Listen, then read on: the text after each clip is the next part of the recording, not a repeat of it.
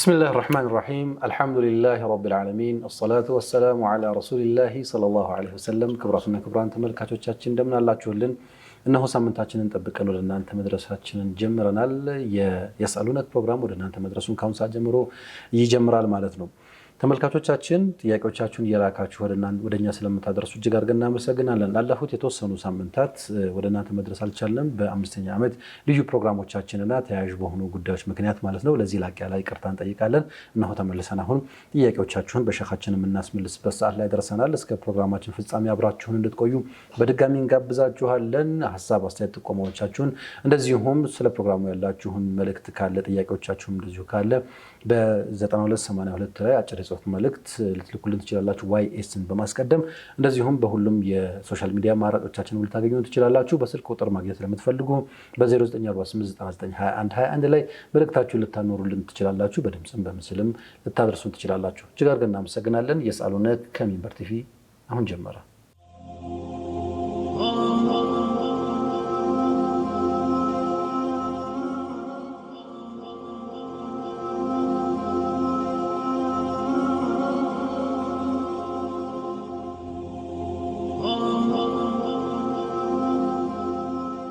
የተወዳችሁ ተመልካቾቻችን የሳሉነትን በመከታተል ላይ የምትገኙት በሚንበር ቲቪ ፕሮግራማችን ስለምትከታተሉ እጅግ አድርገን እናመሰግናለን ዛሬም ከናንተ የመጡ ጥያቄዎችን በሸኽ ምላሽ የምናሰጥ ነው የሚሆነው አህለን ወሰህለን ሸኽና አላህ ይخليك ጀዛኩሙላህ ኸይር ወንደና መጣን ከተመልካቾች ጋር ትንሽ ተለያይተን ነበር በዳፍታን ጠይቃለን ስለቆየንባቸው መርሐባ ወደ ዛሬ ጥያቄዎቻችን እንሄዳለን ዛሬም የተለያዩ ጥያቄዎች ተነስተዋል ከተመልካቾቻችን እንግዲህ ጥያቄዎቹ ከዚህ በፊት በተወሰነ መልኩ የተመለሱ ቢሆኑም ነገር ግን የተመልካቾችን ስፔሲፊክ ጉዳይ ላይ መለከቱ ይችላሉ በሚል አንዳንድ ጥያቄዎች የተደገሙ ሊመስሉ ይችላሉ ተመልካቾች ይሄንን ታቀሰው እንዲያደምጡን አደራ እንዳለ ማለት ነው ኢንሻአላህ ወደ ቀዳሚው ጥያቄ እናልፋለን አሰላሙ አለይኩም ወራህመቱላሂ ወበረካቱሁ ይላል ጥያቄው የኔ ጥያቄ አግብቼ 3 አመት አብሬው ከትዳር አጋሬ ጋር ከኖርኩ በኋላ በአንድ ኒካህ ተፋታን ከተፋታን 1 አመት ሆኖናል አሁን አብረን ለመኖር ፈልገናል እንዴት ነው ሂደቱ መሆን ያለበት የሚል ጥያቄ ነው ጀዛኩሙላህ ኸይር ቢስሚላሂር ረህማኒር ረሂም አልሐምዱሊላሂ ረብል ዓለሚን ወሰላቱ ወሰላሙ ዐላ ረሱሊላህ ሙሐመድ ሰለላሁ ዐለይሂ ወሰለም እንግዲህ አንድ ሰው አንድ ባል የመፍታት መብቱ አንድ ሚስትን 3 የመፍታት መብት አላህ ሰጥቶታል 3 ጊዜ የመፍታት አሐቁ እንግዲህ የተጠበቀ ነው የሚሆነው በዚህ ሁኔታ ላይ ያለ አንድ ፍች ሚስቱን ከፈታ የመጀመሪያው ወይም ሁለተኛው ፍች ላይ ከሆነ ዒዳዋ ካላለቀ ዒዳዋ እንግዲህ በወር የምትቆጥር ከሆነ 3 ወር የወር አበባ የምታይ ከሆነ ደግሞ 3 የወር አበባ ወይ ደግሞ እርጉዝ ከሆነ ደግሞ እርግዝናዋን መጨረስ ማጠናቀቅ የሚለው ይሄ ካልሆነ በዚህ ጊዜ ውስጥ ሌላ ምንም ሳያስፈልገው ረጃቱ ማለት ይችላል ያው ኹልዕ ካልሆነ በስተቀር ምንም ኹልዕ ካልሆነ ወይ በገንዘብ መዋለቅ ነው የሚባለው በገንዘብ መፈታት ማለት የመፈታት መብቷን ገንዘብ ከፍላ ሴት ልጅ ራሷን እንትን የምታደርግበት ማለት ነው ከባል የምትለያይበት መንገድ ኹልዕ የምንለው እሱ ካልሆነ በስተቀር طبعا ኹልዕ ላይ ጦላቅ ነው ወይ ፈስኽ ነው እሱ ኺላፍ እንዳለበት ነው ማለት ነው እና ስለዚህ በዚህ ጊዜ ውስጥ ግን ባልየው ረጃት ማለት ይችላል አንዴና ሁለቴ ከሆነ የፈታት ዒዳዋ ያለ ከሆነ 3 የወር አበባ 3 ወር ወይም እርጉዝ ከሆነች እርግዝናዋን እስከምጨርስ ድረስ መለስኩሽ ማለት ይችላል ግን ይሄ ካበቃስ አሁን እህታችን አንድም ሆኖ ከነዚህ ጊዜያት በኋላ ወይ ዒዳዋ ካለቀ በኋላ ከሆነ ወይ ሁለተኛ ፈቷትም ዒዳዋ ካለቀ በኋላ ከሆነ ምንድነው መሆን ያለበት የሚለውን ስናይ ይሄ ሰውዬ በአዲስ መህር በአዲስ ኒካህ ወይም አዲስ ኒካህ ያደርጋሉ ልክ ጋብቻ እንደ አዲስ ጋብቻ እንደሚደረግ አዲስ መህር بعقد جديد ومهر جديد ጋብቻ ይፈጽማሉ ከዛ ወደሱ መመለስ ትችላለች በሱ ስር መሆን ትችላለች ይላሉ እንግዲህ ስትመለስ 3ንም ይዛ ነው የምትመለሰው ወይስ የቀሩትን ይዛ ነው የምትመለሰው? ይሄ ኺላፍ ያለበት ነው። ያ ማለት መስአለት الهدم አንዱ ኦሬዲ ሰቀጠ ሁለት ይቀራታል። አንደኛው እንደገና ለረጃቱ ይቀመጣል። ሶስተኛውን ከፈታ ግን ከዛ በኋላ ያለው ጠላቅ ነው የሚሆነው። እንደዛ ነው የሚሆነው ማለት ነው። ይሄን ጉዳይ በተመለከተ እንግዲህ ያው ይሄ ነው። ስለዚህ በአዲስ እህታችን በአዲስ ማህር ወይም ወንድማችን በአዲስ ማህርና በአዲስ ኒካህ መጋባት እንደሚችሉ ምንም ጥርጥር የለውም። تمام يا ليلى حتى تنكح زوجا غيره የሚለው የሚባለው ሶስት ከተፈታ ነው። ሶስቱን ፈቷት ቢሆን ኑሮ ሌላ ባል አግብታ ከዛ ባል ጋራ ህይወት ጀምራ እሱ ፈቷት የሱን ዒዳ ካጠናቀቀች በኋላ ነው ወደዚህ መመለስ የምትችለው እንላለን። ግን አሁን በዚህ ሁኔታ ላይ አንድ ፍች ከሆነ ሁለት ፍች ከሆነ ሌላ ባል ማግባት አይጠበቅባትም። በአዲስ ማህርና በአዲስ ኒካህ ወደ ትዳር ህይወታቸው መመላለስ ይችላሉ። ስለዚህ ጥያቄያችን ምላሽ እንደተገኘ ተስፋ እናደርጋለን ኢንሻአላህ። ሁለተኛው ጥያቄያችን አሰላሙ አለይኩም ወራህመቱላሂ ወበረካቱ። አባቴ ከመሞቱ በፊት የስትሮክ በሽታ ነበረበት። በዚህም ምክንያት ለ3 ዓመታት የረመዳንን ሳይጾም ቀዳ ነበረበት። በሰዓቱ አእምሮው ግን ደህና ነበር። አሁን ከሞተ በኋላ በእኛ በልጆቹ ላይ ነው የሚወድቀው ቀዳው ወይስ በሱ ላይ ነው የሚል ጥያቄ ነው። እንግዲህ አንድ የታመመ ሰው ረመዳንን መጾም የማይችል በበሽታ ላይ ያለ ሰው 3 አህዋል አለው።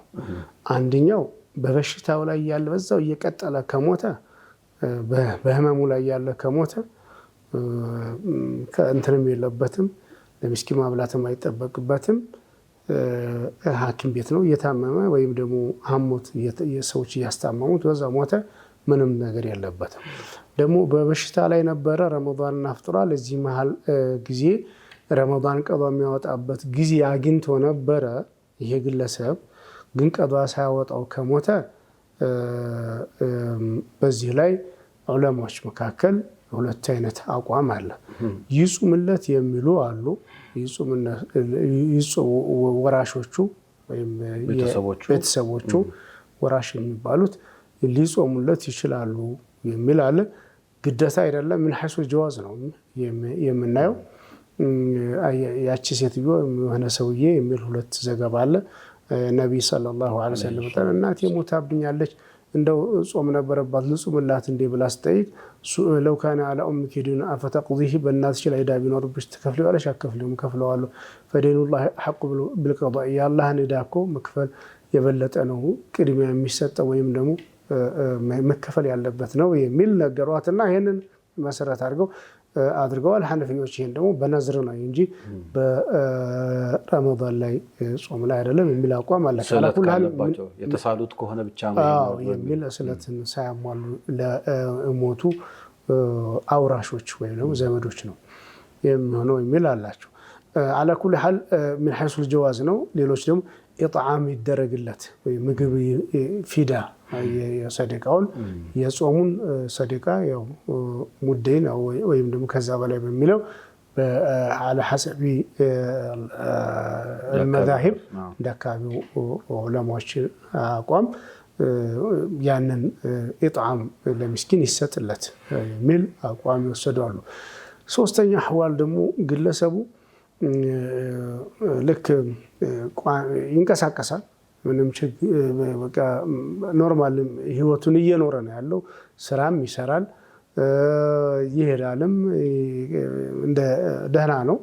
ግን ውስጡ ያለው በሽታ ሊያጽሙ የሚችል አይደለም። ለምሳሌ ስኳር በሽታ ያለባቸው ሰዎች ሊሆን ይችላል ወይም ሌላ መጾምን የሚከለክል በሽታ ያለበት ሰው ግን ይከስባል፣ ይኖራል፣ ይወልዳል። መደበኛ ህይወቱን አላስተጓጎለውም፣ ግን ደግሞ መጾም አይችልም። በዚህ ሁኔታ ላይ ያለ ሰው ይሄ የሆነ ሰው እንደሆነ ፊዳ ነው የሚሰጠው። ልክ እንደ ሼኽ አልፋኒ ወይ ደግሞ እንዳረጀ ሽማግሌ ተደርጎ መጾም የማይችል ያረጀ ሽማግሌ ተደርጎ እንደዚህ አይነት ነው የሚሆነው። እንደ አይነት ሰው ከሆነ ከእንትኑ ገንዘብ ከውርስ ገንዘቡ ለምስኪኖች እንዲሰጡለት ወራሾች ይደረጋል ማለት ነው። ስለዚህ በየትኛው ውስጥ የሚካተት ነው የሚለውን አባታችሁን አይታችሁ በዛ መሰረት ሸሪዓዊ መንገዱን መከተል ትችላላችሁ ነው የምንላችሁ። በጣም ጥሩ። ምናልባት ለተመልካቾች በደንብ ለማብራራት ያህል አንድ ሰው ህመም ላይ ሆኖ የጾም ያልጾመው የረመዳን ፈርድ የሆነ ጊዜ ቢኖረው አንደኛው ሴናሪዮ አንደኛው ሁኔታ ሰውየው በህመሙ ሳይሻለው በዛ ወደ አኺራ ይሄድ እንደሆነ ይሄ ግዴታ አይሆንበትም፣ ምንም የለበትም፣ አይጠበቅበትም። ቢሻለው ሊጾም ስለሚችል ባይሻለው ደግሞ ይሄ ያው የታመመ ሰው የተሰጠው ሩክሳ ስላለው ማለት ነው። ይሄንን እንይዛለን። ሁለተኛው የታመመ ሰው በሰዓቱ ባልጾመበት ሰዓት ታሞ ነበር። በኋላ ግን ቀዷ ማውጣት የሚችልበት አማራጭ ነበረው። ሳያወጣ ቢሞት ወይ ቤተሰቦቹ ቀዷውን ያወጡለታል ወይም ደግሞ በምትኩ ይሰጥለታል ማለት ነው። ምግብ ይመግቡለታል። ወይም ደግሞ ሰውየው ታሟል፣ ህመሙ ማጾም እንጂ የማይችለው ሌሎችን የህይወት እንቅስቃሴዎችን አልከለከለውም። ስለዚህ በዚህ ጊዜ ደግሞ ልክ እንደ በእርጅና ምክንያት መጾም እንደማይችሉ አይነት ሰዎች ተብሎ እሱም ምስኪኖችን እንዲመግብ ነው የሚሆነው ማለት ነው። ባረከላሁ ፊኩም። ተመልካቻችን እንግዲህ መልሱን እንዳገኛችሁ ተስፋ እናደርጋለን ኢንሻአላህ። ሶስተኛው ጥያቄያችን አሰላሙ አለይኩም ወራህመቱላሂ ወበረካቱ። እህቴ የወለድ ብርንና የሐላል ገንዘብን ቀላቅላ ነው የምትነግደው። ስለዚህ ከሷ ብር መበደር፣ ስጦታ መቀበል፣ ልብስና ሌሎች መጠቃቀሚያዎችን ከሷ መቀበል እንዴት ነው የሚታየው ይላል። እንግዲህ አንድ ገንዘብ ወይም ማሉ ገንዘቡ ሙክተለጥ የሆነ በሐራምና በሐላል የተቀላቀለ ሰው ገንዘብ ሀዲያ ስጦታ ቢሰጥህ ወይ ደግሞ ቤቱ ቢጋብዝህ ቢጠራህ እንዴት ነው የሚታየው የሚለውን ዑለማዎች መካከል የሀሳብ ልዩነት አሉ። መጀመሪያ ገንዘቡን ለሁለት ከፈሉት። ሐራሙ ብዙ የሆነና ወይም ሐላሉ ብዙ የሆነ። ሐራሙ በሐነፊ መዝሀብ ሐራሙ አክተር ከሆነ ሐራም ነው። የሐራም ምንጩ ከሐላል ምንጩ የበዛ ከሆነ እንደዛ አይነት ሰውን ገንዘብ መጠቀም ክልክል ነው የሚል አቋም አላቸው። ከማሊኪ አስበግ የሚባሉ ዓሊምም ይሄንኑ ወስደዋል። እንደምንድን ነው እነሱ ያኔ ሙስተሽሪ ሆንበታል። ሙስተሽሪ ማለት ነው ነጃ ተነጅሷል በአጠቃላይ ማለት ነው። ወይ እንትኑስ ነጃሳው ከፍ ብሏል። በቃ እንደ ውሃ እንትኑስ ከፍ ቁለተይን በቃ ሆኖ እንደዛ ሆኖ ተቀይሮታል የሚል አቋም አላቸው እሳቸው። እንግዲህ ሐራም አክተር ከሆነ ነው። ከዚህ ውጭ ባለው ሁለተኛው ቀውል የሻፊዒና የሌሎች አቋም ነው። የማሊኪ ዋናው አቋም የማሊኪ መዝሀብ ነው። ወይም ደግሞ ኢዕቲማድ ያደረጉት ከረሃ ነው የሚል አቋም አላቸው። ከረሃ ነው የሚሉት አሁንም ሐራሙ ካሸነፈ ነው። ሐራሙ ከበዛ ነው። ግን ሐላሉ ከበዛ ግን እዛ ደረጃም አይደርስም የሚል አቋም አላቸው። ለተጠቃሚው ነው እኮ ይሄ ለተጠቃሚው ነው። ሄዶ ቤት ውስጥ ሀዲያ ለሚቀበለው ለሚበላው ለሚጠጣው ሰው ነው እንጂ ለሚሰራው ሰው አይደለም። ለግለሰቡማ ትንሽዬ ብትሆን ሐራም ናት። አሁን ለሌሎች ሰዎች ምንድነው ይሄ የመጣው በተሕዲድ ከሐራሙ ምንጭ ነው ይሄኛው ክፍል ብሎ ለማያውቅ ለማይለይ ሰው ነው እንጂ ለምንድን ነው ሲሏቸው እንደዚህ ያሉት ሐራምና ሐላል የገቢ ምንጭ ያለው ሰው መጠቀም ጭራሹኑ ችግር የለበትም። ምክንያቱም ሊዛቲህ ሳይሆን ነገሩ ሐራም የሆነው ኢነማ ተሕሪሙ ሙዓለቁን ፊ ዚመት ሸኽስ ነው እንጂ ገንዘቡ ላይ ሳይሆን ግለሰቡ ጫንቃ ላይ ነው። ግለሰቡ ነው እንጂ ዛቱን መጠቀም ሐራም የሆነባቸው እንትኖች አሉ። ወይ ደግሞ ምንድነው የሚባለው ፕሮሰሱ ነው ሂደቱ ነው ያ ነው የመጣበት መንገዱ ነው ሐራም የሆነው እንጂ ገንዘቡ ሐራም ቢሆን አሳማ ቢሆን ኸምር ቢሆን ዛቱ ልንለው እንችላለን በምንም እንግዲህ ቢመጣ ማለት ነው። ስለዚህ በዛ ደረጃ ነው የምናየው። ስለዚህ ይሄ ሰው ይሄንን መለየት ይጠበቅበታል ወይም ደግሞ መረጃው አለው እንጂ የትኛው ከምኑ እንደሆነ ስለማይታወቅ እሱን እንደ አይነቱ ወስዋስ መግባቱ በጣም አደጋ ነው ይላሉ ለሞች። እንደ አይነቱ ወስዋስ መግባት እንዲህ ነው ከየት ለምን ሰዎች መጠራጠር የግለሰቦችን ጀርባ ማጥናት ወደ ብዙ ነገር የሚገፋ ነገር ነውና አህሲን الظن የሐላልም የሐራም ገንዘብ ምንጭ አለው ብለህ ካሰብክ ላበእሰ የሱን መጠቀም ከሐላሉ ነው ብለህ አስበህ መጠቀሙ ችግር የለም። ተማም። ስለዚህ ጥያቄያችን ኢንሻአላህ ምናልባት ያ ሰው የሚያመጣው የገንዘቡ ምንጭ ሐራምም ሐላልም ሊቀላቀልበት ይችላል። የዚህ ጥፋተኝነቱ እሱ ላይ የሚሄድ ነው። አንተ በመጠቀምህ ላይ ወማንቺ በመጠቀምሽ ላይ ደግሞ ያለው ነገር ምንድነው? ያለሽ መረጃ ወይም ያለህ መረጃ የሚመጣው ገንዘብ ከፍተኛው ከሐራም ምንጭ ነው ብሎ ከተባለ በአንዳንድ እንትኖች ቶታሊ መጠንቀቅ አለብን የሚል አቋም አለ። ወይም ደግሞ ባብል ከራሂያ ደግሞ የተጠላ ነው ያንን መጠቀም ከበዛ የሚል አለ። በእኛ በኩል ደግሞ ልናደርግ የሚገባው ተጀሱስ ውስጥ ወይም መፈላፈል ውስጥ ይሄ ከሐራም ነው ከሐላል ነው የሚለው እዛ ውስጥ ገብተን ሱኡ ظن ውስጥ እንዳንገባ ወንጀሉ እዛው ሰው ላይ ይቆማል ጥፋትም ከሆነ። እኛ ግን ያለብን ገንዘቡ ራሱ አካሉ ራሱ ሐራም የሆነው ልክ እንደ ኸምር እንደ አያሳማ ስጋ የመሳሰሉት ራሳቸው ሐራም የሆኑ ነገሮች ካልሆኑ በስተቀር ሌሎቹ ላይ የኛ ቀጥታ እንትን አይደረግም። ስለዚህ መፈላፈል ውስጥ ሳንገባ መጠቀም እንችላለን የሚል ሐሳብ በጥቅሉ እንድንይዝ ነው። መርሐባ ያፍታረፍትን ወሰድና ወደ ቀጣዩ ጥያቄ እናልፋለን። ኢንሻአላህ ተመልካቾቻችን አብራችሁን ስለሆናችሁ እጅግ አድርገን እናመሰግናለን። በመከታተል ላይ የምትገኙት የስአሉነ ከተሰኘ ፕሮግራማችንን ነው። እስከ ፕሮግራማችን ፍጻሜ አብራችሁን ቆዩ። ያፍታረፍት ወስደን ተመልሰን እንገናኝ። አብራችሁን ሁኑ።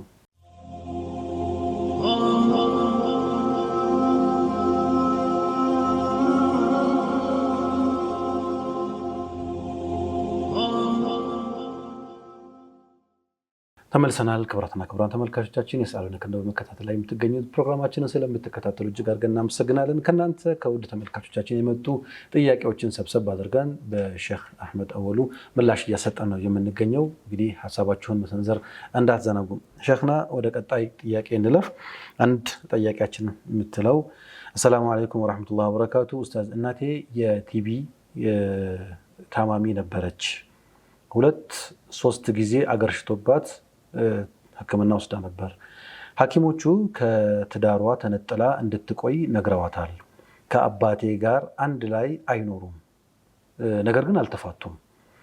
እሷ ወይም እናትየው ማለት ነው አግባ ብትለውም እሱ እምቢ አለ እና እንዴት ይታያል? ሐቁ ይይዛታል ወይ? አብራ በሌለችበት ሁኔታ ሐቅ ይኖርባታል ወይ? እናቴ ይላል ጥያቄ። እንግዲህ አንድ ሴት ለባሏ ሐቅ ከባሏ ሐቅ ውስጥ ወደ አልጋ ሲጠራት መምጣት ያው የባሏ ሐቅ ነው። ላኪን ግን እሷ በእርግጠኝነት በሕክምና የተረጋገጠ በሽታ ላይ ጉዳትን የሚያስከትልባት ከሆነ የወር አበባ ላይ ከሆነች የወሊድ ደም ላይ ከሆነች እምቢ ማለት ዋጅብም ሊሆንባት ይችላል ወይም ሊፈቀድላት ይችላል። እሱም ደግሞ በዚህ ሁኔታ ላይ መጥራትና ወደ ግንኙነት እሷን ማስገደድ አይፈቀድለትም።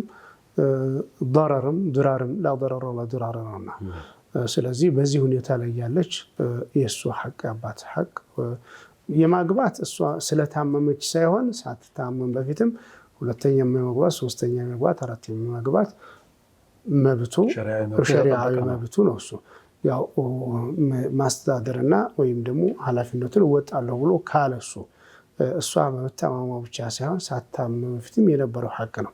ስለዚህ አላገባም ማለት ሶብራለሁ ማለት ነው። ሶብር እጠብቃለሁ እስከምትድን ድረስ ማለት ነው።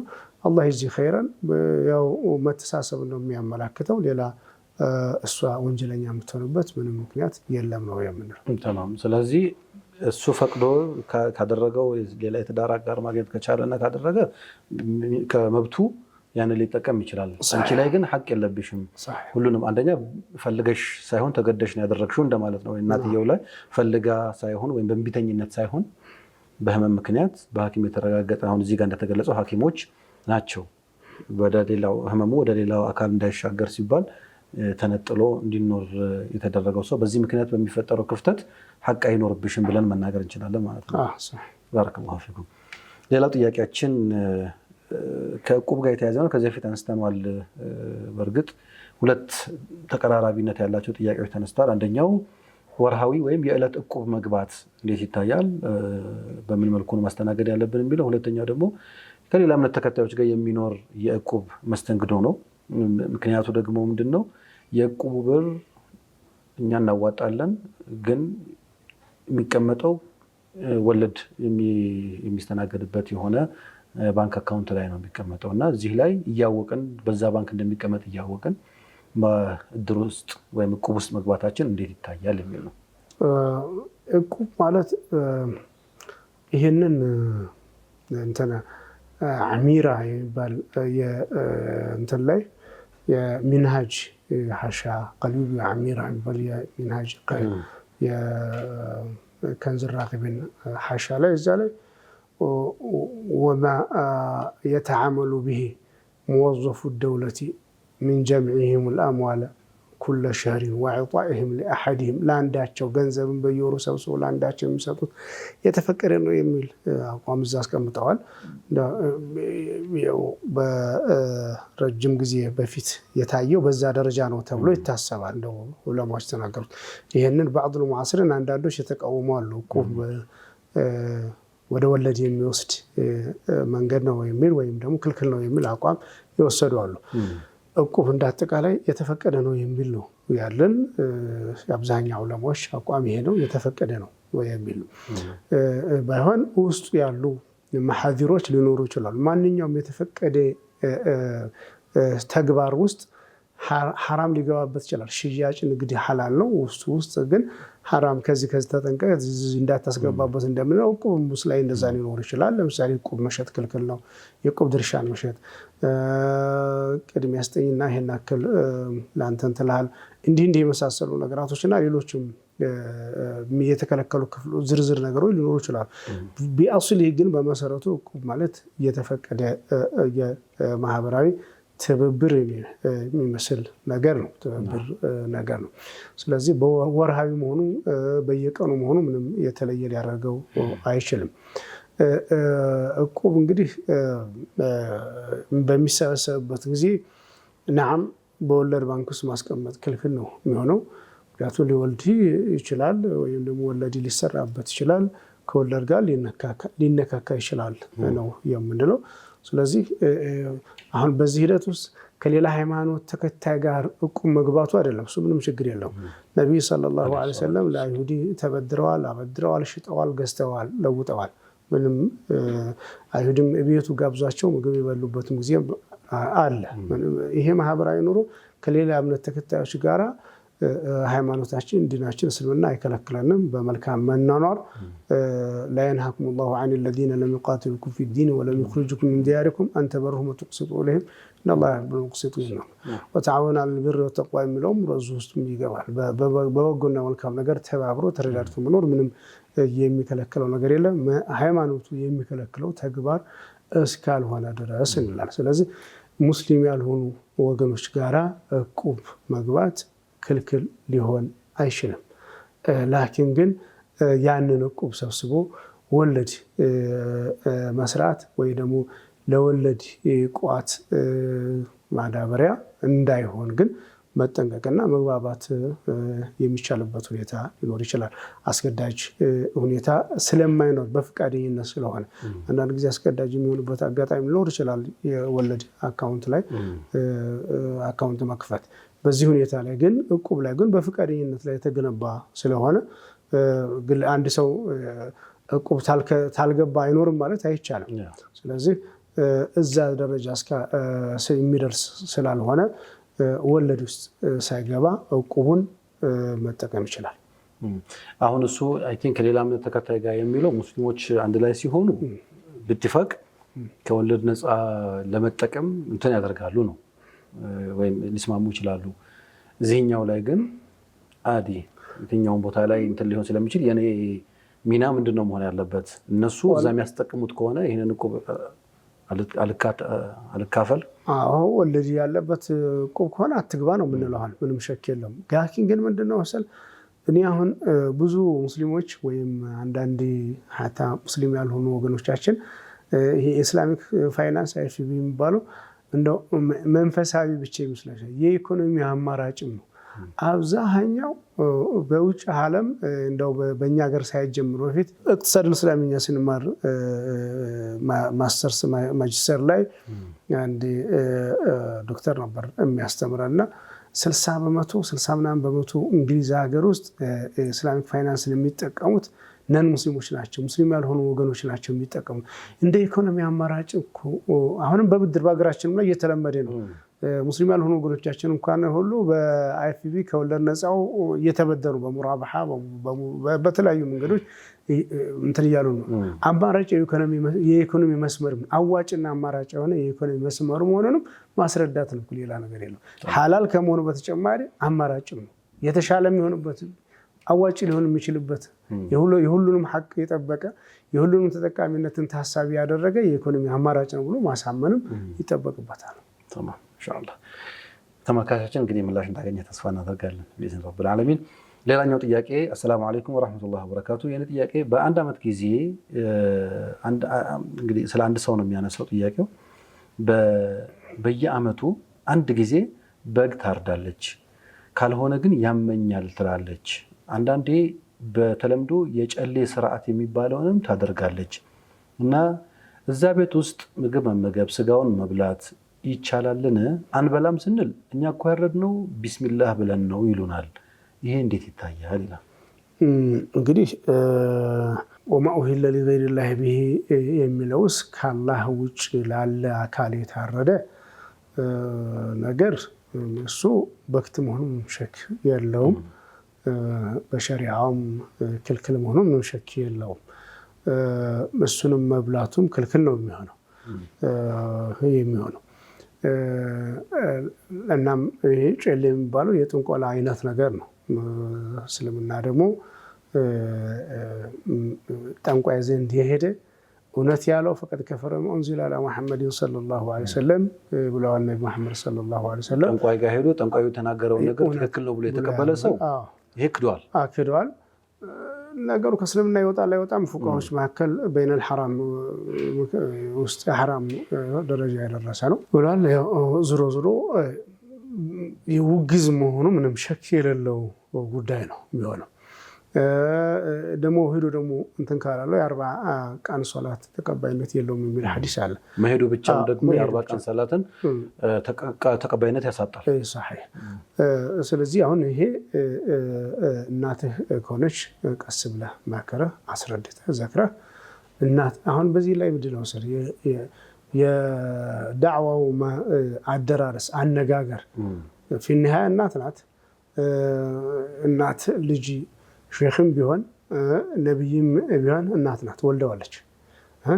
ዳዒም ቢሆን ወልደዋለች፣ እናት ናት። የእናትነት መንፈስ ምንጊዜም ልጄ ነው የምትለው። 80 ዓመት የሚውላው 90 ዓመት የሚውላው ልጄ ነው የምትለውና በዛ መንፈስ ትህትና በተሞላበት አንተ ደግሞ የልጅነት መንፈስና እናትን በእናትነት ክብር ሰጥተህ ብትነግራቸው በእርግጠኝነት ከልጃቸው የበለጠ የሚሰሙትና የሚያከብሩት የለም። መምከር ተገቢ ነው የሚሆነው። በዚህ ሁኔታ ላይ የታረደውን መብላትም ተገቢ አይደለም ነው የምንለው። ተማም። ምናልባት ያው አንዱ የሚያነሱት ነገር የታረደው ግን ቢስሚላህ ተብሎ ነው የሚሉት ነገር። ግን ለማን ነው የታረደው የሚለው ነገር ያው ነው ትልቁ ነገር። እሱ የወጣው ቃል የበስመላው ጉዳይ ቢስሚላህ ብሎ መታረድ በዑለሞች መካከል ኺላፍ ያለበት ጉዳይ ነው። በሻፊ መዝሀብ ቢስሚላህ ማለት ሱና እንጂ ግዴታ አይደለም። በሐነፊ መዝሀብ ደግሞ ወላ ተእኩሉ ሚማ ለም ዩዝከር እስሙላሂ ዐለይሂ ብሏልና በስመላ ዓምደን ገትቶ በክት ነው የሚሆነው፣ አይበላም። ረስቶ ከሆነ ግን ችግር የለውም የሚል አቋም አለ። የበስመላ ጉዳይ ግን ለማን የታረደው የሚለው ሊታይ የሚገባው ጉዳይ እዚህ ላይ ነገር ነው። እዚህ ጋር አንዱ ጥያቄው ላይ ከተነሳው ጋር አብሮ ቢነሳ የሚሆነው የሆነ ሰው በአመት አንድ ጊዜ በግ ካላረድኩ የሆነ ክፉ ነገር ይደርስብኛል የሚል ስጋት መጥቶበት ነው። ከማንም ጋር ገናኝቶ ላይሆን ይችላል። ግን አላረል ሰዎች ልክ ገድ የሚሉት ነገር እንዲህ ካደረኩ እንዲህ ይደርስልኛል፣ እንዲህ ካላደረኩ ደግሞ እንዲህ ይደርስብኛል የሚል ስጋትና ፍርሃት፣ ይሄ ከየትኛው ነው የሚመደበው? ይሄ ግን ሐቂቃ ምንም የምናሽሞነሙነው ጉዳይ የለም። ይሄ መወከል የሚባለው ከአላህ መመሪያ ውጭ የሆነ ከሸሪዓ ውጭ የሆነ ተግባር ነው። ይሄ በየአካባቢ የምናውቀው ነው። በደረስነት ሐለም ብዙ የምናውቀው ነገር አለ። ይሄ በሸሪዓችን የተከለከለ ነገር ነው የሚሆነው። ላኪን ግን ያኔ ግለሰቡ ንያው ኩለ ሰና ሰደቃለሁ ብሎ ካሰበ ችግር የለም። በየወሩ አንዳንድ በግ እየገዛ ሰደቃ ሰጣለሁ፣ በየአመቱ የሆነ እርድ እያደረኩ ሰደቃ ሰጣለሁ ሊላሂ ተዓላ ብሎ ካለ እሱ ችግር የለውም። التزامه العبادة المطلقة ውስጥ የሚገባ ነው። ወይ ደግሞ ያለ ጊዜና ያለ ገደብ የተገደበ ዒባዳን በጊዜና በሁኔታ ገድቦ ሰራለሁ ብሎ የሚለው ውስጥ ያለው ይሄ የፍቅህ ልዩነት ሆኖ ነው የምናገኘው። በዛ ውስጥ የሚካተት ነገር ነው የሚሆነው ማለት ነው። ላኪን ግን ከዚህ ውጭ ባለው ይሄን ባላደርግ እንዲህ አይነት ጉዳት ይደርስብኛል፣ እንዲህ አይነት ነገር ይመጣብኛል፣ ይሄ ቀሪና የሚባለው ወይም ደግሞ ወክል የሚባለው ይሄ የውቃቢ ስርዓት የዛር ስርዓት ጋር የተያያዘ ነው። እሱ ከእስልምና አስተምሮ የራቀና እንደ ሙስሊም ልንርቀው ልንጠነቀቀው የሚገባ ተግባር ነው የምንለው። ባረከላሁ ፊክ። ተመልካቾች እንግዲህ እንደዚህ አይነት ነገሮች ቀላል የሚመስሉ በማህበረሰባችን ተንሰራፍተው ያለ ግን ከእስልምና አስተምሮ ያፈነገጠ ምናልባትም በሽርክ ሊፈረጅ የሚችል ሰዎች ከአላህ ውጭ እንዲመለክ ምክንያት የሚያደርጉት ነገር ይሆናልና በጣም ጥንቃቄ የሚፈልግ ነው። አላህ በግልጽ አስቀምጠዋል። أنه من يشرك بالله فقد حرم الله عليه الجنة الله በሱ ላይ የሚያጋራን ሰው ጀነትን እርም አድርጎበታል። إن الله لا يغفر أن يشرك به ويغفر ما دون ذلك لمن يشاء الله በሱ ላይ ያጋራን ሰው አይምርም። ያወቀ በግልጽ በሆነ መልኩ የሚያደርግን ሰው አይምርም። ከዛ ውጭ ያሉት ወንጀሎች ሊማሩ የሚችሉበት አማራጭ እንዳለ ሆኖ ማለት ነው። ስለዚህ በሽርክ ጉዳዩ ላይ ምንም አይነት ተናዙል ማድረግ የለብንም። ምንም አይነት ነገር ምክንያት መስጠት የለብንም። ሸክም ቅድም ሊያነሱት እንደሞከሩት እኛ ደግሞ ሽርክን የምንከላከል ወይም ደግሞ ሰዎችን ከሽርክ መንገድ እናወጣለን የምንል ሰዎች ደግሞ ልንጠነቀቀው የሚገባው ትልቁ ነገር ዳዕዋችን መሆን ያለበት ادعو الى سبيل ربك بالحكمه والموعظه الحسنه መሆን አለበት። ለየትኛውም አይነት ሰው ቢሆን ማለት ነው። በተለይ ደግሞ እናት አባት የሚሆኑበት ጊዜ ደግሞ ነገሩን ጥንቃቄ በተሞላበት መልኩ ማድረግ አለብን የሚል ነው። ይሄ ግልጽ መሆን ይጠበቅበታል ኢንሻአላህ። ስለዚህ ጥንቃቄ እንድታደርጉ አደራ ለማለት እንወዳለን። የአፍታ ረፍት እንውሰድና ሸክና የቀሩ ጥቂት ጥያቄዎች አሉ፣ እነሱን እናስመልሳለን። ባረከላሁ ፊኩም። ተመልካቾቻችን የአፍታ ረፍት ወስደን ተመልሰን እንምጣ። አብራችሁን ቆዩ።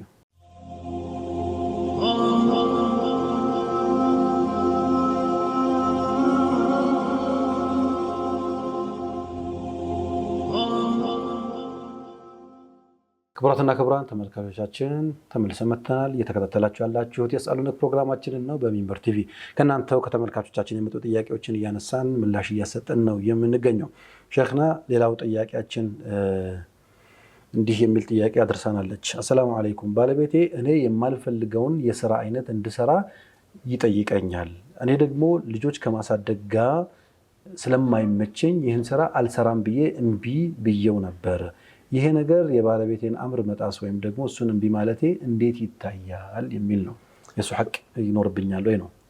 እንግዲህ ምን አይነት ስራ ነው የማትፈልገው የሚለው እንግዲህ ውጭ መከሰብ ከሆነ ከስብ ከሆነ እሷን ማስገደድ የለበትም።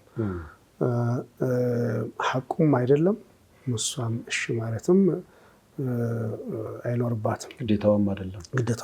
እሷ አልከስብም፣ እኔ ቤት ነኝ፣ ቤት አሳድጋለሁ። ወነፈቀቱ አለይክ ወጭ በአንተ ላይ ነው፣ ለቤትም ለልጆችም ማሳደጋል፣ ለእኔም ለአንተም ቤታችንን መምራት ያለብህ አንተ ነህ ብላ ማለት መብት አላት። ላኪን ግን እሷ ትዳራችንንና ልጆቻችንን ህይወታችንን ተጋግዘንና ተደጋግፈን እንምራና ቃና የሚል ሀሳብ ካላት ደግሞ ብትከስብ ሸሪዓ በፈቀደው መልኩ ሐላል በሆነ ከስብ ውስጥ ተሰማርታ ብትከስብ ሸሪዓ አይከለክላትም። ላኪን ግን መስራት የማልፈልገው ማለቷ ሐራም ከሆነ ጠብዓን እሱን እሺ ማለት እንደውም እንደ ወንጀል ነው። لا طاعة للمخلوق في معصية الخالق ነውና የሚሆነው ማለት ነው። ላኪን ግን የተፈቀደውም ከሆነ ደግሞ ግዴታ አይሆንባትም። ሐላል የሆነውን ከስብ ቢሆን እሱ አልከስብም አለፋም የቤት ነኝ አንተ ነው የሚጠበቅብህ ቤትን መምራት ማስተዳደር ብላይ ማለት መብት አላት። እሱንም ከለፈችው ወይ ደግሞ የእሱንም ትእዛዝ አመፀች ሊትባል አትችልም ነው ምንለው። ባረከላሁ ፊክ። በመተጋገዝ ቤትን በጋራ በማቆም ያለውን የኢኮኖሚ ጫና እንትን ለማድረግ በመሞከር ውስጥ ነው አይ ቲንክ ይሄ መታሰብ ያለበት እንጂ ባልየው እንዲህ አይነት ስራ ሰርተሽ ለቤቱ ገቢ አምጪ ብሎ በማዘዝ ውስጥ አለመታዘዝ ነው። እዛው የሚካተት አይደለም። ባረከላሁ ፊክ። ሌላኛው ጥያቄችን አሰላሙ አለይኩም ወራህመቱላሂ ወበረካቱ። እኔ የምሰራው ስራ ሐላል ይሁን ሐራም ማወቅ አልቻልኩም ይላል ጠያቂው። አንድ ድርጅት ውስጥ ነው የምሰራው፣ የሂሳብ ሰራተኛ ነኝ። የድርጅቱ የገቢ ምንጭ በሁለት መንገድ ነው። አንደኛው ከእርዳታ ድርጅቶች በስፖንሰርሺፕ የሚመጣ ሲሆን ሌላኛው ከሚሰራው የንግድ ስራዎች የሚገኝ ነው። ንግዱ ደግሞ የውርጃ መድኃኒት መሸጥ ነው። ክሊኒክ ከፍቶ የውርጃ አገልግሎትም ይሰጣል። የእኔ ደሞዝ የሚከፈለኝ ሙሉ ለሙሉ ከእርዳታ ድርጅቱ ከሚመጣ ገቢ ነው እና ስለ ውርጃና ከውርጃ ጋር ተያያዥነት ያለው ስልጠና ሲሰጥ እዛ ቦታ ላይ እሳተፋለሁ። በዚህ ምክንያት የተለያዩ ክፍያዎች ላገኝ እችላለሁ። ይሄ እንዴት ይታያል? እዚህ ቦታ ላይ መስራት ነው የሚለው። እንደ አጠቃላይ ውርጃን በተመለከተ ሩህ ሳይዘራና ከተዘራ በኋላ ብለን እንከፍለዋለን። እንደው ያው መተባበሩን በዚህ ሂደት ውስጥ ስለምናየው ሩህ ከተዘራ በኋላ ክልክል ነው የሚለውን እንወስዳለን። ሩህ ሳይዘራ በፊት ጠንከር ያለ የሀሳብ ልዩነት አለው። ሩህ ከተዘራ ማለት ከ120 ቀን በኋላ ከሆነ ግን አንድ ሰው አንድን እርጉዝ እናትን መቷት ጽንሷን ቢያስወርድ የነፍስ ካሳ ሊከፍል የሚጠበቅበት ሁኔታ ይኖራልና ማለት ነው። ከፋራ የሚኖርበታልም ተብሏል ማለት ነው። ከፋራ ወይም ባሪያን ነፃ ማድረግ፣ ባሪያ ከሌለ 60 ቀን መጾም ወይም 60 ምስኪን ማብላት እና የሚባለው ነገር ማለት ነው ይኖርበታል። ስለዚህ ይሄንን መድኃኒት የውርጃ መድኃኒትን መሸጥ እንዴት ይታያል? የውርጃ መድኃኒትን መሸጥ እንደ ሸሪዓው የተፈቀደ ውርጃ የሚሆንበት አጋጣሚ ሊኖር ይችላል። ሐታ ሩህም ከተዘራ በኋላ ኺላፍ ቢኖርበትም የእናቱ ህይወት አደጋ ላይ ሊጥል ይችላል። እናትየው ምክንያቱም ሐያቱሃ ሙተየቂኑን ወሐያቱል ጀኒኒ ገይሩ ሙተየቂን ነው። ወይም ደግሞ ራሱን የችሎ የቆመ ህይወት አይደለም የጽንሱ ህይወት። የእናቲቱ ህይወት ደግሞ ራሱን ችሎ የቆመ እና አካል ያለው ህይወት ነው። አሁን ራሱን ችሎ ያለ ነው። ስለዚህ ሐኪሞች በእርግጠኝነት ይህን ከተናገሩ እና ጽንሱን ማውረድ የሚቻልበት አጋጣሚ ሊኖር ይችላል እና አንዳንድ ጊዜ ሌሎችም የህክምና ውሳኔዎች የሚባሉ ይኖራሉ። ለምሳሌ ከጽንሱ ከማህፀን ውጭ ነው ብዙ የሚሉት ነገር ይኖራል። ሌሎች ምክንያቶችም ይኖራል። ያው بإخبار طبيب ثقة عادل ሙስሊም የሆነ ታማኝ የህክምና ሙያተኛ እስከተናገረ ድረስ ማለት ነው። በዛ ሁኔታ ላይ እንትኑን መሸጥ ይቻላል። ማነው የጽንስ ማውረጃ መድኃኒቱን የጽንስ ማውረጃ መድኃኒቱን መሸጥ ይቻላል። በዚህ ለተፈቀደ ነገር የተፈቀደ ነገር ለሐራም አገልግሎት ሊውል የሚችልበት አጋጣሚ ቢኖርም ክልክል ነው ብለው ማለት አይቻልም። በእርግጠኝነት ለሐራም ነገር ነው የሚያውለው ብሎ እስከ የቂን እስካላለ እርግጠኝነት ካለ ለምሳሌ አንድ ሰው መጣና ቢላዋ ገዛው ወይ ደግሞ ጥይት ገዛው ወይ የሆነ ነገር ገዛው የሆነ ግለሰብ ሊገል ነው የሚል እርግጠኛ ከሆነ እንደዛ የሚታይበት ሁኔታ ነው። በጣም ነገሩ መስአለው ብዙ ዝርዝር ነገር ይኖረዋል። በዚህ ጉዳይ ላይ እንደዚህ አይነት ነገር ልናየው እንችላለን። እና እንደገና ደግሞ ምንድነው ይሄ ያው የህክምና ጉዳይ አይደል? የህክምና መድኃኒቶች ዘርፈ ብዙ አገልግሎት ሊኖራቸው ይችላል። አንዳንድ ለምሳሌ ከዚህ በፊት በዚህ ጉዳይ ላይ አንድ ዩኔስኮ ያደረገው ላይ ኮንፈረንስ ላይ ተሳትፌ ነበርና በዚህ ላይ አንድ ሙያተኛ ምን ሲል ሰማሁት፣ የጽንስ ማውረጃ ክኒን ከዚህ ውጭ ላለ አገልግሎትም ሊውል ይችላል። ለምሳሌ ለምንድነው የሚባለው ለአንጀት ማጠቢያ ነው ወይም ደግሞ ተቀማጦ የሆነ ነገር ምናምን ትላል፣ ለዛ የሚሆንበትም አጋጣሚ ሊኖር ይችላል። ስለዚህ በእርግጠኝነት ለጽንስ ማውረጃ መሆኑን ካወቀ በሐራም ላይ መተባበር ስለማይፈቀድ መሸጡ ክልክል ነው የሚሆነው። ይህን እስካላወቀ ድረስ ግን ቢዛቲህ መድኃኒቱን መሸጡ የተከለከለ ሊሆን አይችልም ነው የምንለው። ግን ከዚህ የሚገኘውም ገቢ ተመሳሳይ ያው የዚሁ አይነት ነገር ነው የሚሆነው ማለት ነው።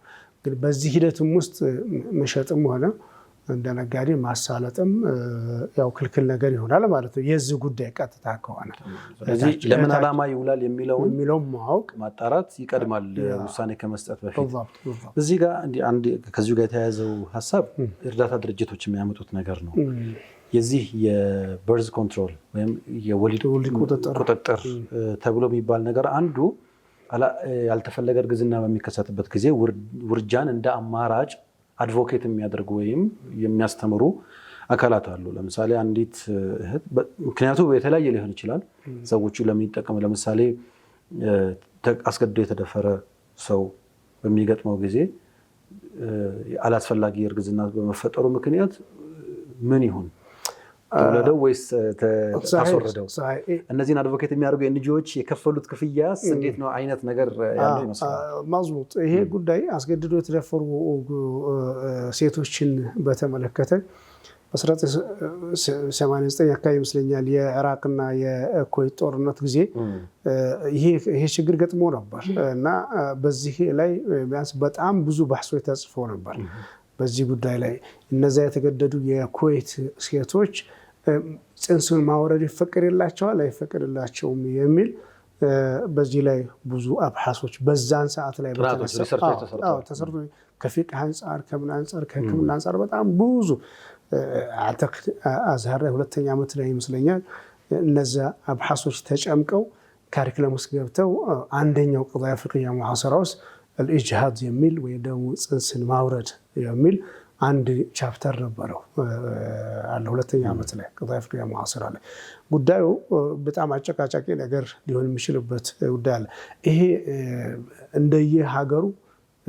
የየሀገሩ ህግም ይለያል። ሀገራችን ላይ ለምሳሌ እንደ ወንጀል ይመስለኛል ኢጅሃድ ማድረግ ሆን ብሎ ማስወረድ እንደ ወንጀል ነው። በዚህ ላይ መተባበርም የሕክምና ሙያተኛውም ተጠያቂ የሚሆኑበት ነፍስን ማጥፋት ነውና ተጠያቂ የሚሆኑበት አጋጣሚ ሊኖር ይችላል። ስለዚህ በዚህ ውስጥ ነው የምናሳልፈው ጉዳዩን ከዚህም ጋር ልናየው የምንችልበታል። አንዳንድ እንትኖች ግን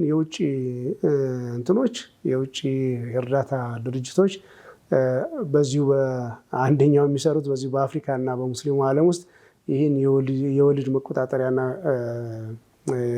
መድኃኒቶችን በእነሱ ሀገር በጣም በብዙ ውድ ዋጋ እየተሸጠ በእኛ ሀገር ላይ በነፃ የሚያከፋፍሉበት አንደኛው የማህበረሰቡን እንትን ብዙ ችግር አለበት እንትን የማድረግ ነው። ጤናማ ያልሆነ አሰራር ነው። በዚህ ውስጥ መሳተፉ ይህንን አይነት ወንጀል የሚሰሩ በተግባር የሚሰሩ ተቋሞች ውስጥ መሳተፉ ተገቢ አይደለም፣ በሸሪዓውም የተከለከለ ነው። ስለዚህ እነሱን አጋር ሆኖ ለእነሱ ማገልገሉን ጥንቃቄ ማድረግ አዝሎንጋስ ይህን እየሰሩ እንደሆነ እርግጠኛ እስከሆነ ድረስ። ስለዚህ ምናልባት ጥያቄዎች ሲመጡ ትንሽ ቢብራሩ ወይም ጉዳዩን ከስሩ ለመረዳት እንዲያመች ቢብራሩ ጥሩ ነው። ምክንያቱም በጥቅሉ ከሆነ የውርጃ መድኃኒትን መሸጥም በጥቅሉ ክልክል አይደለም።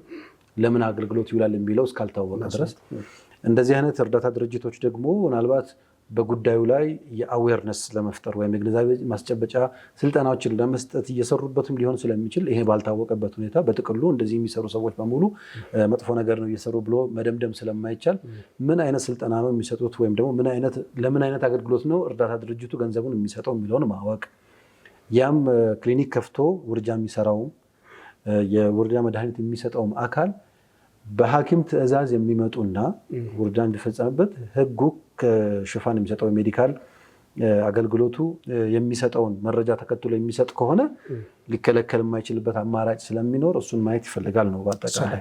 ስለዚህ ውድ ጠያቂያችን ይህን ጥያቄ በዚህ መልኩ ተረድተሽ ወይም ተረድተህ የትኛው ቦታ ላይ ይወድቃል የሚለውን ካረጋገጣችሁ በኋላ ውሳኔውን እንድትወስዱ እንግዲህ ሀሳብ እንሰጣለን ማለት ነው ኢንሻአላህ።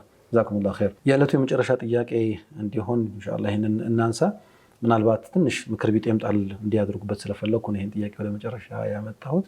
አሰላሙ አለይኩም ኡስታዝ፣ የኔ ጥያቄ ኒካህ ያሰርኩት ካረገዝኩ በኋላ ነው። ይህ ነገር እንዴት ይታያል የሚል አጭር ጥያቄ ነው። እንግዲህ ኒካህ ያሰረችው እዛው በዚና ካረገዘችለት ሰው ነው ወይስ ሌላ ሰው ነው የሚለውን እሱንም ማየት ይፈልጋል። አንድ ሴት በዚና ካረገዘች በኋላ ኒካህ ማሰር ይቻላል ወይ የሚለውን እንትን ሲሉ መዝሀብ አልሐነፊ ወሻፊዒ ይቻላል ነው የሚሉት። ይቻላል። ለምንድን ነው? ማል ዚና ሑርማ የለውም፣ ክብር የለውም። የሐራም የዘር ፈሳሽ ወይም ጽንስ ክብር የለውም እና ኒካሁን ማሰር ይቻላል።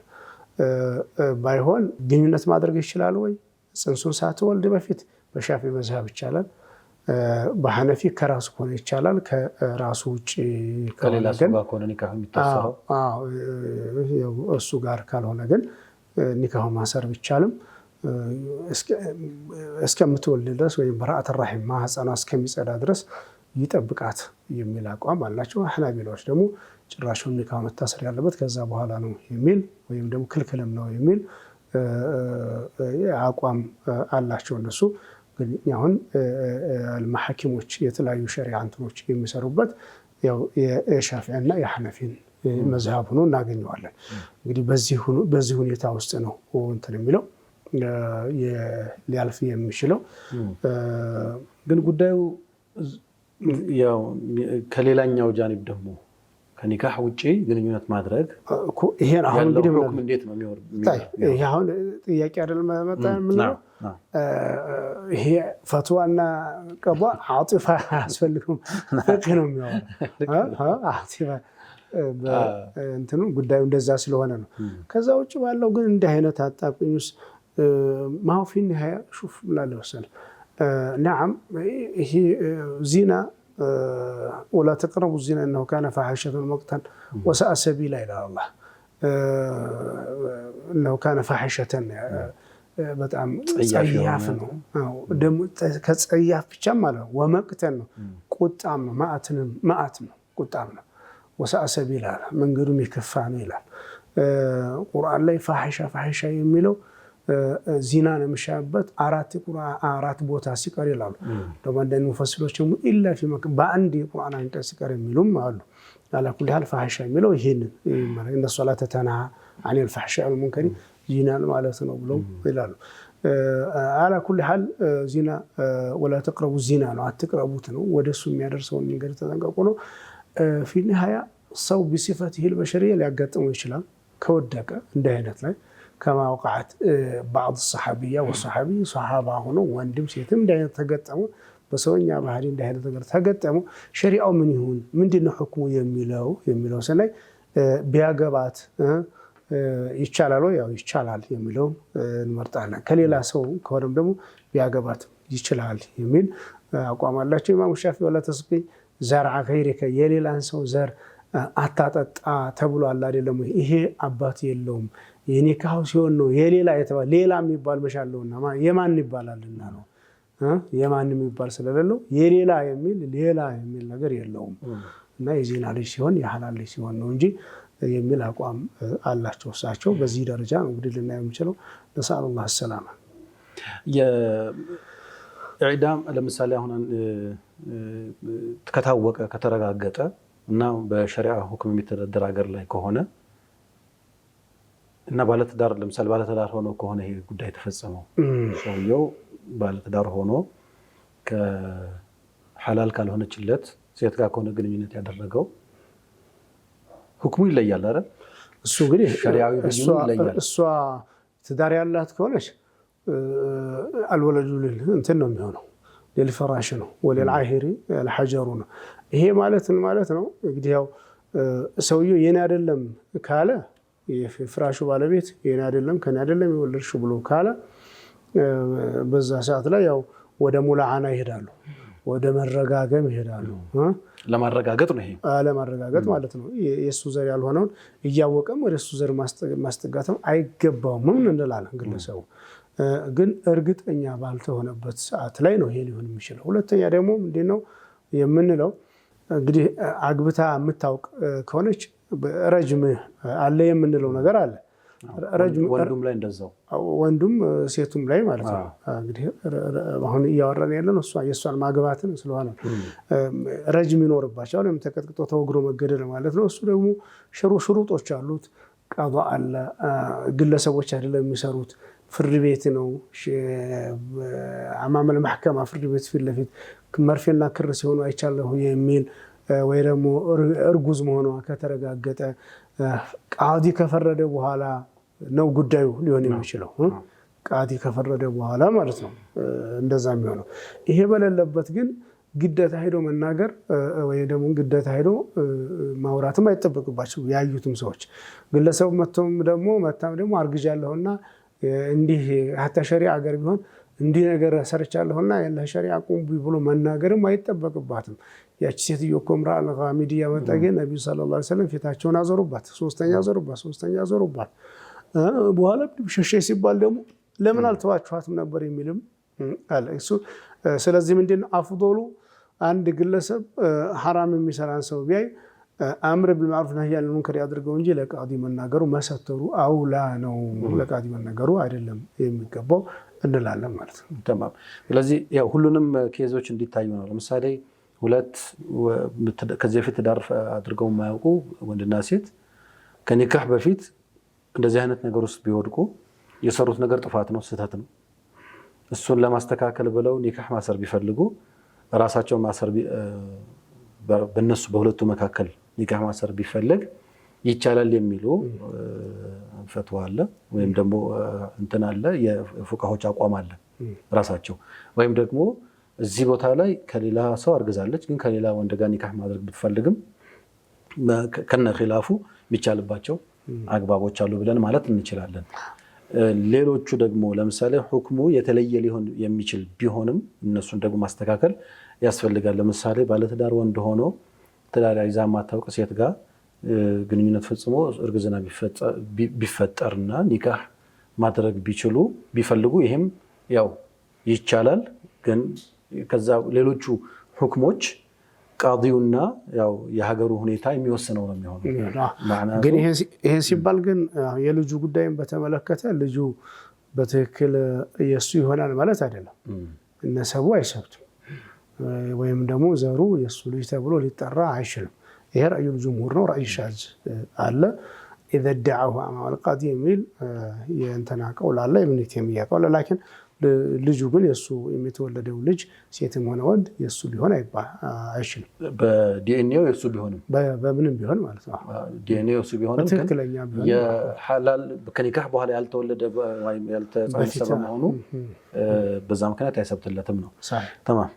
እንግዲህ ጥያቄው እንደተመለሰ ተስፋ እናደርጋለን። ተመልካቾቻችን የዛሬው ቆይታችን ይሄን ነው የሚመስለው። እንደው እዚህ ነገር ላይ ትንሽ ለማከል ያህል ሐቂቃ ያው ጥንቃቄ የሚፈልግ ነገር ነው። ይሄ ቀላል ነገር አይደለም። አሁን እየተለመደ በቃ ችግር የለም ከእንትን በኋላ ገና ሲተጫጩ ጀምሮ ያው መጋባታችን አይቀርም አይደል፣ ኒካህ መታሰሩ አይቀርም አይደል የሚል የቀለለ እንትኖች እየመጡ ስለተቸከር የምንሰማቸው ነገሮች ስላሉ ነው። አሁን ኦልሬዲ ተጫጭተው ሽማግሌ ይላካል፣ ለመልሱ የዛሬ ሳምንት ነው ይባላል። በዛ መካከል ጀስት በተለያየ ምክንያት ስለሚገናኙ ወጣቶቹ አላስፈላጊ ነገር ውስጥ ይወድቃሉ። ግን ሐቂቃው አጠይቱ ቀቢልቱ የሚለው ነገር ሳይጸና ማለት ነው እዛ ላይ ይወድቃሉ። ምንድነው ምክንያታችሁ ሲባል በቃ ያውቃሉ እኮ ቤተሰቦቻችን እኮ ያውቃሉ ይላል። እንደከላን እኮ ሽማግሌም ይላል። ግን በሸሪዓው የሚያስፈልገውን አይነት መንደርደሪያ ምንም አይነት ሳይፈጸም የሚፈጸሙ ነገሮች እየተበራከቱ ነው። ይሄ ምንም ጀስቲፋይ ለማድረግ አይመችም ማለት ወንጀልን ማለማመድ ካልሆነ በስተቀር እዚህ ላይ ጥንቃቄ እንደሚያስፈልግ እንዲሁ ሐሳብ ጣል ለማድረግ ነው። ወላጆችም ልጆች ኒካህ ከጠየቁ በተቻለ ፍጥነት ቶሎ ብታጋቧቸው ሐራም ላይ ከመውደቃቸው በፊት እና ጊዜያቸውን በተለያዩ አላስፈላጊ ነገሮች ከመጨረሳቸው በፊት ወደ ሐላሉ ማቅረብና ለነሱ ማመቻቸት ያስፈልጋል። የቁርአኑ የሚመክረው እሱን አይደል? ወአንኪሑል አያማ ሚንኩም ወሳሊሒን ወኢባደኩም ኢማኢኩም። ይሄ የተቀመጠ ነገር ስለሆነ እሱን እንድታደርጉ ነው ኢንሻአላህ። ሸይኽና ጀዛኩሙላሁ ኸይር። ዛሬ ቆይታችን ይሄን ነበር ይመስላል። አላህ ከፈቀደ በቀጣይ ሳምንት ከሌሎች ጥያቄዎች ጋር እንገናኛለን። አመልካቾቻችን ስትከታተሉ የቆያችሁት የስአሉነት ፕሮግራማችንን ነው። ጥያቄዎቻችሁ እንደተመለሱ ተስፋ እናደርጋለን። እንግዲህ ጥያቄ ያልደረሰላችሁ ካሉ በሚቀጥለው ሳምንት ይዘን የምንመጣ ነው የሚሆነው። አላህ ፈቅዶ በቀጣይ ሳምንት እስክንገናኝ እስከዛው ፊ አማኒላህ ወጀዛኩሙላሁ ኸይር። ወቢላሂ ተውፊቅ። ወሰላሙ ዐለይኩም ወራህመቱላሂ ተዓላ ወበረካቱሁ።